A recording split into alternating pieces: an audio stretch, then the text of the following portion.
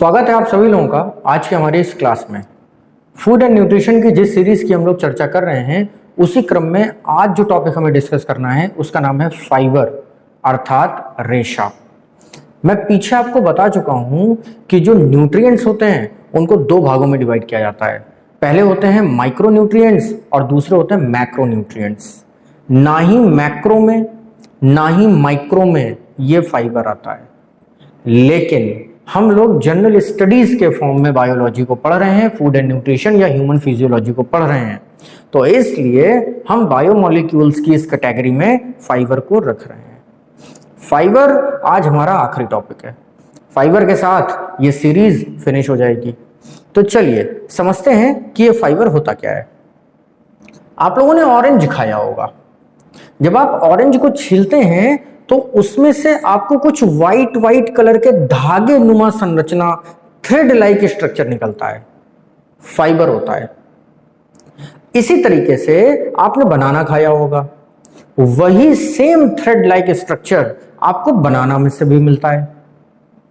तो ये जो वाइट कलर का थ्रेड लाइक स्ट्रक्चर आपको विजिबल है बनाना के अंदर, ऑरेंज के अंदर, इट इज कॉल्ड फाइबर। इसी तरीके से आपने स्प्राउट्स को भी देखा होगा, वो भी फाइबर है। तो ये सारी चीजें फाइबर के अंतर्गत आती हैं। और चूंकि ये जो एग्जाम्पल्स आपने देखे, इन एग्जाम्पल से ही आपको क्लियर हो गया होगा कि फाइबर का सोर्स क्या है। तो फ्रूट्स फाइबर के सबसे बड़े सोर्सेज होते हैं, ये बात आपको याद रखनी चाहिए।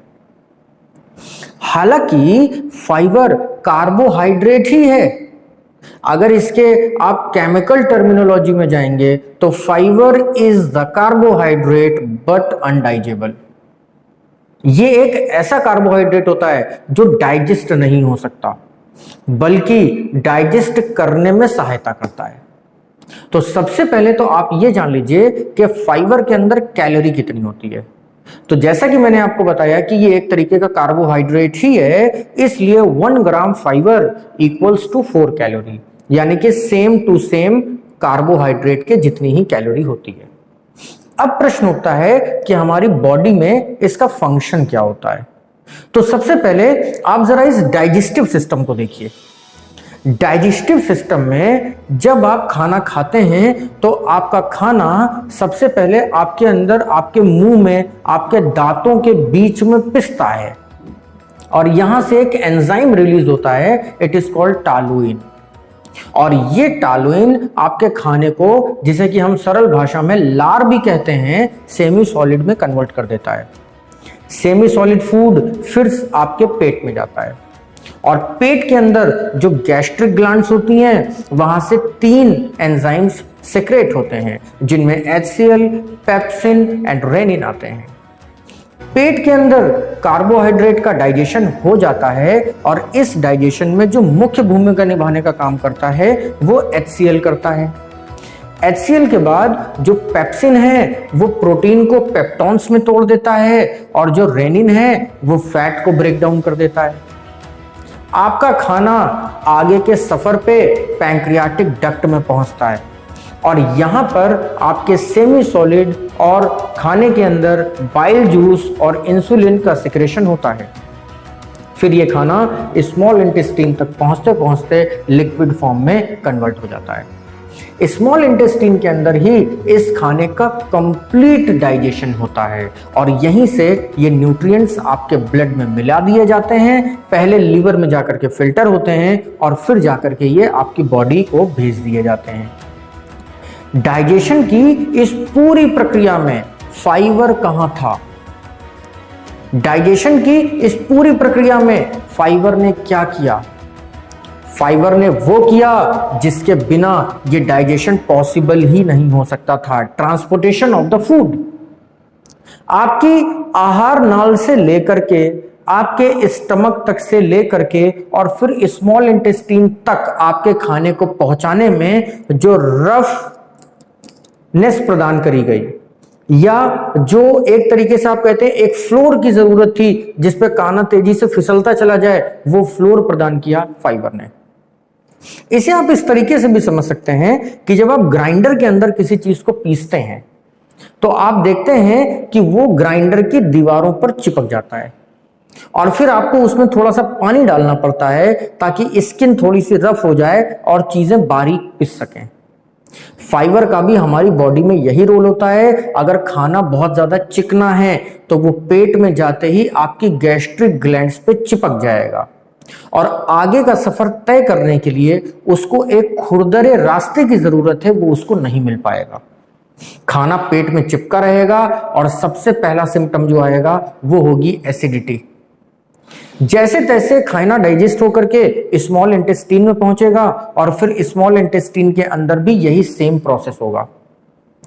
स्मॉल इंटेस्टाइन में खाना डाइजेस्ट होने के बाद जब ये लार्ज इंटेस्टाइन में आपके मल के रूप में पहुंचेगा तो वहां पर भी फाइबर की कमी होने के चलते आपकी जो बड़ी आंत है, जो लार्ज इंटेस्टाइन है, वहां पर ये खाना चिपक जाएगा। सड़ा हुआ खाना, मल के रूप में खाना चिपक जाएगा और आपको कॉन्स्टिपिकेशन होंगे, आपका पेट साफ नहीं होगा। आज दुनिया में हर तीसरा व्यक्ति कॉन्स्टिपिकेशन से परेशान है। हर तीसरे व्यक्ति को कब्ज होती है, एसिडिटी होती है। ऐसा सिर्फ इसलिए होता है क्योंकि हमारे खाने में फाइबर की कमी है। तो फाइबर ने क्या किया, आपको बात समझ में आ गई होगी। फाइबर चूंकि खुद डाइजेस्ट नहीं होता, इसके अंदर वाटर एब्जॉर्बिंग कैपेसिटी बहुत ज्यादा होती है और 1 ग्राम फाइबर 15 ग्राम पानी तक को एब्जॉर्ब कर सकता है। पेट में जाने के बाद ये फूल जाता है, ये वाटर प्रोवाइड कराता है, वाटर को रोक के रखता है और आपके मल को ये पानी से भर देता है, जिसकी वजह से आप इजीली अपने एनस से अपने मल को रिलीज कर सकते हैं और कॉन्स्टिपेशन की प्रॉब्लम से बच सकते हैं। ये तो मेजर रोल हो गया फाइबर का हमारे शरीर में। तो अगर फाइबर की कमी है तो आपको कौन सी बीमारी लग सकती है? आपको कॉन्स्टिपेशन हो सकता है, आपको एसिडिटी हो सकती है, पेट साफ ना रहने की बीमारी हो सकती है। और अगर किसी का पेट साफ नहीं है तो ये तो बीमारियों का घर होता है, क्योंकि सारी बीमारियों का जन्म कहीं ना कहीं पेट से ही होता है। दूसरा रोल फाइबर का जो होता है वो ये होता है कि फाइबर चूंकि रेशा है तो इसलिए ये रेशा हर चीज को एब्जॉर्ब करता है। जब ये रेशा आपके ब्लड में होता है तब भी ये चीजों को एब्जॉर्ब करता है। इसलिए अगर आपके भोजन में फाइबर अच्छी खासी मात्रा में है, एडिक्वेट अमाउंट में है, तो सबसे मेजर रोल है इसका, ये कोलेस्ट्रॉल के लेवल को घटाता है।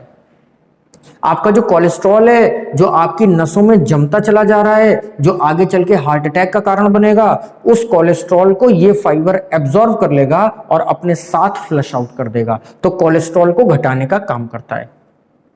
इसीलिए जो कोलेस्ट्रॉल रिड्यूसिंग फ्रूट्स आते हैं या कोलेस्ट्रॉल रिड्यूसिंग डाइट्स जो आती हैं, उनमें फाइबर का बहुत बड़ा रोल होता है। जैसे कि ओट्स, आप लोग अक्सर सुनते होंगे कि ओट्स खाने से कोलेस्ट्रॉल लेवल घटता है। तो इसीलिए घटता है क्योंकि ओट्स में फाइबर बहुत बड़ी मात्रा में होता है।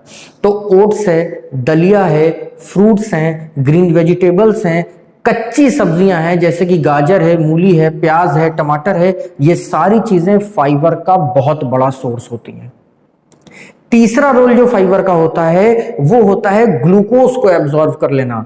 इसलिए अगर आपके भोजन में फाइबर एडिक्वेट अमाउंट में है तो आपको डायबिटीज भी नहीं होगी, और अगर है तो कंट्रोल रहेगी। साथ ही साथ जब ये फाइबर खाने के माध्यम से आपकी स्मॉल इंटेस्टाइन में पहुंचता है तो खाने का डाइजेशन प्रॉपर तरीके से होता है और आपकी स्मॉल इंटेस्टाइन हेल्दी बनी रहती है। इसलिए छोटी आंत की मजबूती का कारण भी है फाइबर। और अगर आपकी स्मॉल इंटेस्टाइन मजबूत है, खाना प्रॉपरली डाइजेस्ट होता है, फूड हैबिट्स अच्छी हैं, दिस इज कॉल्ड इम्यूनिटी। इसलिए फाइबर को इम्यूनिटी से जोड़कर भी देखा जाता है, क्योंकि इम्यूनिटी का सीधा सा मतलब होता है खाना सही तरीके से खा करके अगर आपने उसको सही तरीके से डाइजेस्ट कर दिया है तो बस आप दुनिया के सबसे बेहतरीन शरीर के मालिक हैं। फूड एंड न्यूट्रिशन की सीरीज में हम लोगों ने जितने भी इंग्रेडिएंट्स पढ़े, चाहे वो कार्बोहाइड्रेट हो, चाहे वो प्रोटीन हो, चाहे वो फैट हो, चाहे वो मिनरल्स हो, ये सारी चीजें तब बेकार हो जाती हैं जब आपके भोजन में फाइबर नहीं होता है। इसलिए फाइबर की इंपॉर्टेंस को समझने की कोशिश करिए और उसकी मात्रा है 2 ग्राम। आपको केवल 2 ग्राम फाइबर प्रतिदिन खाना है। लेकिन ये 2 ग्राम फाइबर आपको मिलेगा कहां से? तो इसके लिए बस आपको 2 छोटे छोटे नियमों का पालन करना है। रूल नंबर 1, आपको दिन में एक बार फल जरूर खाने हैं।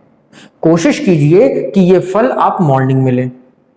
साथ ही साथ जब भी आप खाना खाने बैठेंगे तो खाने में कुछ कच्ची सब्जियां होनी चाहिए। आप उसको चाहे सैलेड कहते हो या डायरेक्टली आप उसको रॉ वेजिटेबल के रूप में खा सकते हैं। जैसे कि आप एक प्याज खा सकते हैं, एक टमाटर खा सकते हैं, सीजन के समय में खीरा खा सकते हैं, ककड़ी खा सकते हैं, मूली खा सकते हैं, गाजर खा सकते हैं, चुकंदर खा सकते हैं।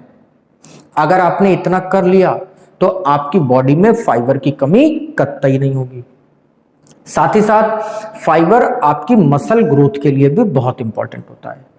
तो अगर आपका शरीर बीमार है, उसमें डायबिटीज है, उसमें ब्लड प्रेशर है, उसमें हार्ट डिजीज है या लीवर के अंदर एसजीपीटी एसजीओटी बढ़ा हुआ है, तो इन सबके पीछे जो मूल कारण डॉक्टर्स मानते हैं, मेडिकल साइंस मानती है, वो फाइबर की कमी मानी जाती है। और सबसे बड़ी हैरानी की बात तो यह है कि आज से करीब 40-50 साल पहले तक फाइबर को न्यूट्रिशन माना ही नहीं जाता था। यही रीजन था कि बड़ी बड़ी बीमारियों का हल नहीं मिल पाता था। और जब से फाइबर को उसकी पहचान मिली, तब से बीमारियों का समाधान भी होने लगा और लोगों की फूड हैबिट्स अच्छी भी हो गई। फाइबर कहां नहीं पाया जाता है, अगला प्रश्न ये उठता है, क्योंकि कई सारे ऐसे फूड हैं जो फाइबर लेस होते हैं और आप उनको बड़े चाव से खाते हैं। फाइबर लेस फूड में सबसे पहले तो फास्ट फूड आते हैं। आप किसी भी तरीके से अगर burger, pizza, chowmein, idli, dosa ये सब खाते हैं तो ये सब फाइबर लेस है, इसमें 1% भी फाइबर नहीं होता है। साथ ही साथ अगर आप फ्राइड आइटम खाते हैं जैसे कि पूरी है, कचौड़ी है, पराठे हैं, इनके अंदर भी फाइबर नहीं होता है। फाइबर का सबसे बड़ा सोर्स फ्रूट्स एंड वेजिटेबल्स के बाद अनाज आता है, और अनाज में मैदा नहीं आता है, क्योंकि आप गेहूं को जब बहुत ज्यादा महीन पीस देंगे तो उसका जो ब्राउन वाला पार्ट होता है, गेहूं का जो कवर होता है, वो निकल जाता है और वही फाइबर होता है। बेसिकली आपके घर में जो आटा चाला जाता है, आटा चालने के बाद में जो चोकर बचता है, जिसे आप लोग चोकर के नाम से जानते हैं, वो था फाइबर। और सारा का सारा फाइबर आपने चालने के बाद में फिर आटे से रोटी बनाई, तो बताइए कैसे मिलेगा फाइबर? तो घर में जितना भी चोकर है उसको कलेक्ट करिए और उसको बढ़िया सा फ्राई करके उसके लड्डू बना के खा लीजिए, यहां से फाइबर की कमी पूरी हो जाएगी। या आटे को बिना चाले रोटी खाने का प्रयास करिए। तुलसी की पत्तियां फाइबर का बहुत बड़ा सोर्स होती हैं। सुबह सो के उठते ही अगर आप 5-7 तुलसी की पत्तियां चबाने की आदत डाल लीजिएगा तो आपको अच्छी खासा मात्रा में फाइबर मिल जाएगा। लहसुन में बहुत सारा फाइबर होता है, गार्लिक के अंदर बहुत सारा फाइबर होता है, जिंजर के अंदर बहुत सारा फाइबर होता है। तो इन सारी चीजों का उपयोग भी अगर आप भोजन में बढ़ाएंगे तो फाइबर से होने वाली समस्याओं से बच सकेंगे। तो ये तो मैंने आपको बताया कि फाइबर होता क्या है, इसके यूज क्या होते हैं, फाइबर की कमी से क्या प्रॉब्लम हो सकती है, और अगर फाइबर एडिक्वेट मात्रा में है तो आपको क्या क्या फायदे हो सकते हैं। ये सब कुछ जानने के बाद अब प्रश्न उठता है कि फाइबर कितने तरीके के होते हैं। तो फाइबर 2 तरीके के होते हैं। पहला वो फाइबर होता है जो जल में घुल जाता है, वाटर डिसॉल्विंग फाइबर होता है, जिसको डाइटरी फाइबर बोलते हैं। और दूसरा वो फाइबर होता है जो जल में घुलनशील नहीं होता है। अगर आप नारियल पानी पीते हैं, कोकोनट वाटर, तो उसके अंदर फाइबर होता है, लेकिन वो आपको दिखता नहीं है। आप पीजिए, उसका फायदा आपको होगा। लेकिन जब आप फ्रूट्स खाते हैं तो उसका फाइबर आपको दिखता है। अगर आप अमरूद खाते हैं तो बहुत ज्यादा फाइबर उसमें होता है, वो आपको दिखता है। तो ये 2 कैटेगरीज फाइबर की होती हैं। खाने में इसको कैसे ले सकते हैं ये भी मैंने यहां पे आपको बता दिया। साथ ही साथ अगर कोई व्यक्ति बहुत तेजी से अपना वेट रिड्यूस करना चाहता है, या अगर कोई व्यक्ति बहुत तेजी से मसल्स डेवलप करना चाहता है, तो उसके लिए भी फाइबर इंपॉर्टेंट होता है। अगर आपके खाने में फाइबर ज्यादा होगा तो फाइबर फैट को भी एब्जॉर्ब करके तेजी से निकाल देगा, फैट तेजी से घटेगा। मसल्स डेवलप करना चाहते हैं तो ये फाइबर्स आपका मसल बढ़ाने में भी मदद करता है। तो कहने का मतलब ये है कि दिल की सेहत, लीवर की सेहत, आपके पूरे शरीर की सेहत और सबसे ज्यादा आपकी छोटी आंत, स्मॉल इंटेस्टाइन की सेहत, इन सब के लिए आपको फाइबर का सेवन करना चाहिए। परीक्षा की दृष्टि से यहां से जो 10-12 क्वेश्चंस रिलीज होते हैं उनमें सबसे पहला क्वेश्चन होता है कि व्हाट इज फाइबर। ये नेचुरल भी होता है, आर्टिफिशियल भी होता है। नेचुरल फाइबर आप खाने में खाते हैं, इसकी पूरी कहानी मैंने आपको बता दी। आर्टिफिशियल फाइबर भी होता है जिससे कपड़े बनते हैं, नायलॉन, टेलिरीन, डेकारान, ये सब भी फाइबर है, लेकिन ये खाने वाले फाइबर नहीं है, ये सब आर्टिफिशियल फाइबर है। दूसरा क्वेश्चन आपसे क्या रिलीज होता है कि फाइबर का यूज क्या होता है। तो आप समझ गए, फाइबर का मेन यूज डाइजेशन में होता है और स्मॉल इंटेस्टाइन की हेल्थ के लिए फाइबर आवश्यक होता है। तीसरा क्वेश्चन आपसे पूछा जा सकता है फाइबर के सोर्सेज क्या हैं। तो फाइबर के सबसे बड़े सोर्सेज होते हैं फ्रूट्स, फिर दूसरे नंबर पर आते हैं ग्रीन वेजिटेबल्स और तीसरे नंबर पर आता है मोटा अनाज जैसे कि बाजरा, जैसे कि मक्का। इसके अंदर बहुत सारा फाइबर होता है। तो इन सारे क्वेश्चंस के साथ ये फूड एंड न्यूट्रिशन की सीरीज मेरी खत्म होती है। मैं आपको विश्वास दिलाता हूं, साथ ही साथ आपको गारंटी भी प्रदान करता हूं कि अगर फूड एंड न्यूट्रिशन की इस पूरी सीरीज को आपने अच्छी तरीके से देख लिया, अपने जीवन में उतार लिया, तो आपकी जो फूड हैबिट्स हैं वो अच्छी हो जाएंगी। आप अपने डॉक्टर खुद बन सकेंगे और अपनी सेहत का जिंदगी पर ध्यान रख सकेंगे और बीमारियों से दूर रह सकेंगे। साथ ही साथ एग्जाम के दृष्टिकोण से जो बायोमोलिक्यूल्स जो चैप्टर आपसे पूछा जाता है वो बायोमोलिक्यूल्स चैप्टर भी यहां से फिनिश होता है। अब इसके अलावा जो कुछ भी साइंस के इंपॉर्टेंट सेगमेंट्स आपके बच गए होंगे मैं उसको भी जल्दी से जल्दी समाप्त करने की कोशिश करूंगा। अगर आपको किसी भी तरीके का कोई डाउट है, कोई क्वेश्चन पूछना है, तो आप कमेंट बॉक्स में कमेंट कर सकते हैं या मुझसे पर्सनल कांटेक्ट करके भी पूछ सकते हैं। साथ ही साथ आने वाले वीडियोस को और बेहतर कैसे बनाया जा सकता है इसके लिए भी आप सुझाव दे सकते हैं। आपके सुझावों का हमेशा स्वागत रहता है।